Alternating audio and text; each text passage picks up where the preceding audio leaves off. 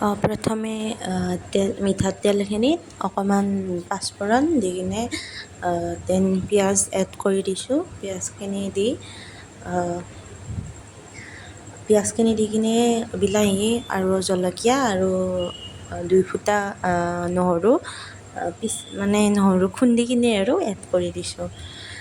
আৰু তাৰপিছত দিলোঁ হালধি, নিমখ আৰু তাৰপিছত এইখিনি অকণমান ভাজি লৈছোঁ। অকণমান পানী এড কৰিছোঁ, এড কৰি ভাজি লৈছোঁ যাতে বস্তুখিনি ভালকৈ হয় আৰু ভাজা যায়। দেন অকণমান জিৰা গুড়ি আৰু এপিচ আলু, এটা নহয় এপিচ আলু, আৰু ইয়াৰ মেইন ইনগ্ৰিডিয়েণ্টটো হৈছে গাখীৰ।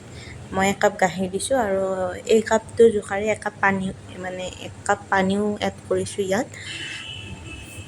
পানী আৰু গাখীৰ দিয়াৰ পিছত এইখিনি উতলিব দিছোঁ। উতলাৰ পিছত এটা উতল অহাৰ পিছতে মই ইয়াত পনীৰখিনি এড কৰি দিছোঁ।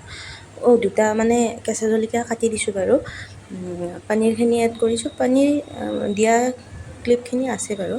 পনীৰখিনি এড কৰি দিছোঁ। পনীৰখিনি এড কৰাৰ পিছত মই মোৰ